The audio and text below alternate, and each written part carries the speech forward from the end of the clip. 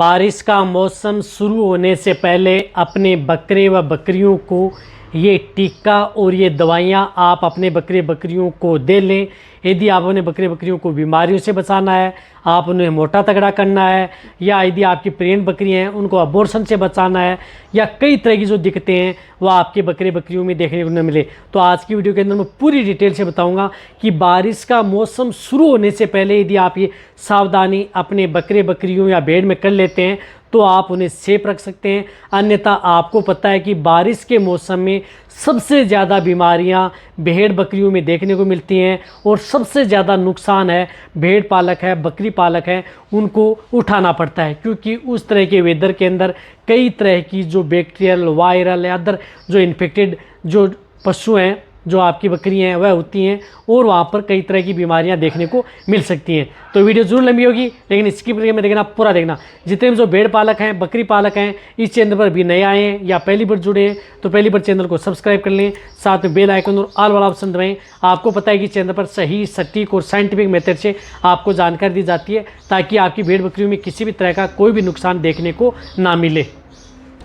और साथ में आप अपने जो बकरी जो सर्दियों में बकरियों में जो बारिश के मौसम में जो दिक्कतें देखने को मिलती हैं, तो उस तरह की स्थिति से बचने के लिए आपको अपने पास ये दवा भी इमरजेंसी के तौर पर रखनी चाहिए। जिस प्रकार से आप चारागाह में भेड़ बकरियों को चराने के लिए लेकर के जाते हैं, तो साथ में यदि आप उसे ये दवा यदि आप साथ में लेकर के चले जाएंगे तो कई बार इस तरह की जो क्रिटिकल स्टेज होती हैं तो उनसे भी आप अपने बकरे बकरियों को मरने से बचा सकते हैं। तो वह भी साथ में बारिश के मौसम में ज़रूर रखनी चाहिए, या बारिश में अदर मौसम में भी आप रख सकते हैं, कोई भी नुकसान देखने को नहीं मिलता है।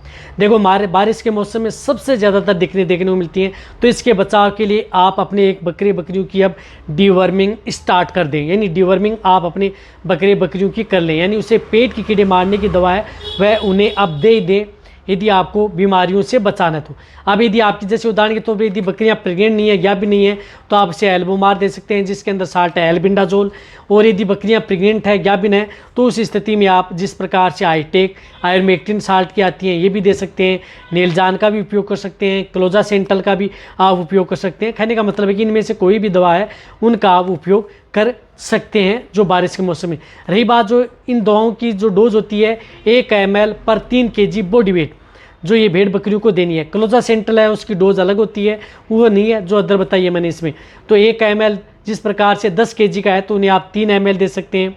इसी तरह से कोई दिक्कत आपकी भेड़ बकरियों में देखने को नहीं मिलती है।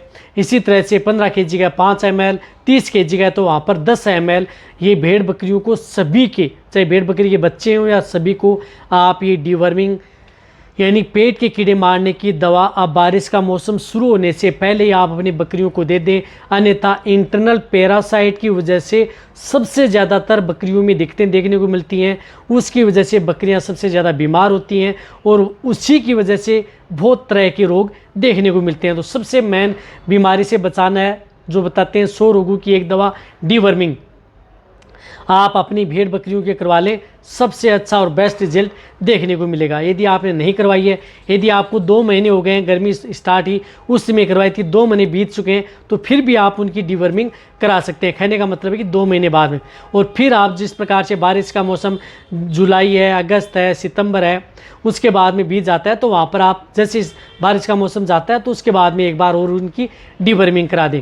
तो फर्स्ट काम है आप उनकी पेट के कीड़े मारने की दवा। अब इनके साथ आपको क्या करना है कि जैसे यदि आपने पेट के कीड़े मारने की दवा दे दी है, पेट के कीड़े मारने की दवा देने के बाद में 10 दिन, 14 दिन, 15 दिन बाद में आप उनका एक वैक्सीनेशन करवा लें यदि अभी तक नहीं करवा लिया। यदि करवा लिया है, जिस तरह से इंट्रोटोक्सिमिया ईटी और प्लस टीटी की भी वैक्सीन आती है, यदि ईटी प्लस टीटी की नहीं मिल रही है तो ईटी की भी वैक्सीन लगाएं, क्योंकि सबसे ज़्यादा नुकसान इसमें होता है। तो आप ईटी प्लस टीटी की वैक्सीन आती है उसका भी आप उपयोग कर सकते हैं।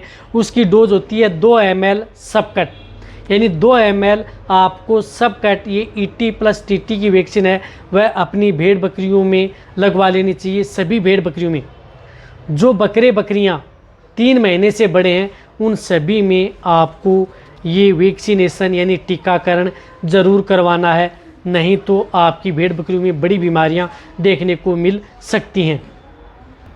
तो ये वैक्सीनेशन यानी टीकाकरण होना बहुत ज़्यादा ज़रूरी है। टीकाकरण नहीं कराया तो करवा लें।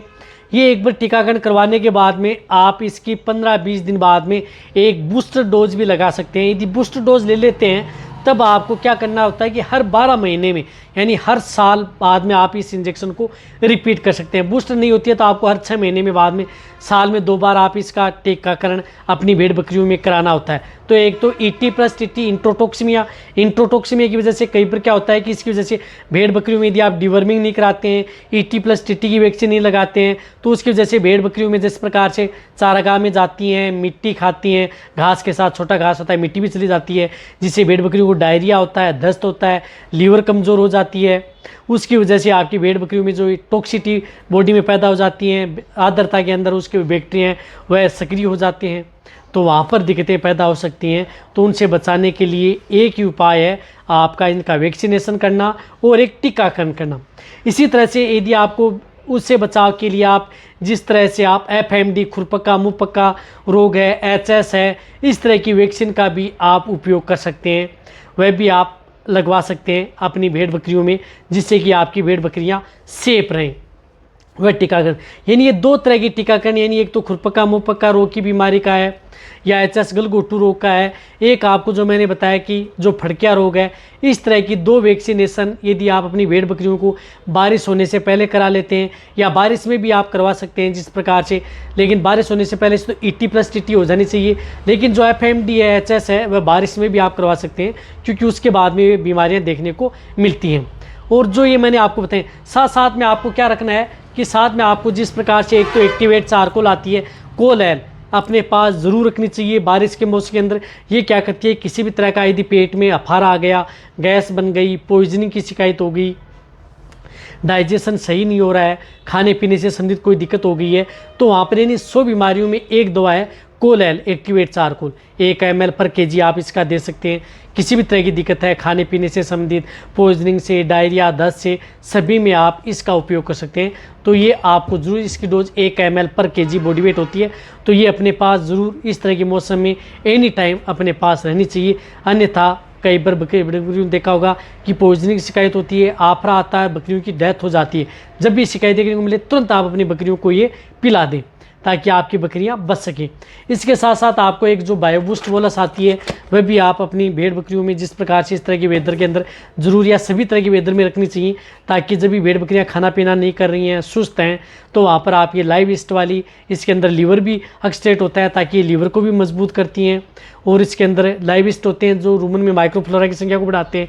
भेड़ बकरियां प्रॉपर खाती पीती हैं, हष्ट पुष्ट रहती हैं, तो ये भी दे सकते हैं। 20-20 में बड़ी भेड़ बकरियां हैं उनमें आप 1 बोलस दे दी, छोटी हैं उनमें हाफ आप इनका उपयोग कर सकते हैं। ये 2 तरह की यदि बारिश के मौसम में ज़्यादातर दिक्कत देखने को मिलती है तो इनसे आप कंट्रोल कर सकते हैं, कोलैल, बायोबूस्ट और जो मैंने वैक्सीनेशन और डिवर्मिंग, इससे आप भेड़ बकरियों को आसानी से बचा सकते हैं और भेड़ बकरियों को स्वस्थ रख सकते हैं बिना किसी दिक्कत के, बिना किसी साइड इफेक्ट के। ये कर लेते हैं तो भेड़ बकरियां आपकी मोटी तगड़ी भी हो जाएंगी, बीमारियों से बच जाएंगी, आपके बकरियों में फ़ायदा ही फ़ायदा देखने को मिलेगा। तो वीडियो जितना हो सकता है शेयर करें, इसी तरह से वीडियो देखते रहें। थैंक्स। और ये सभी तरह की प्रेग्नेंट बकरियां हैं, उन सभी तरह की भेड़ बकरियों के लिए सेफ भी है। धन्यवाद।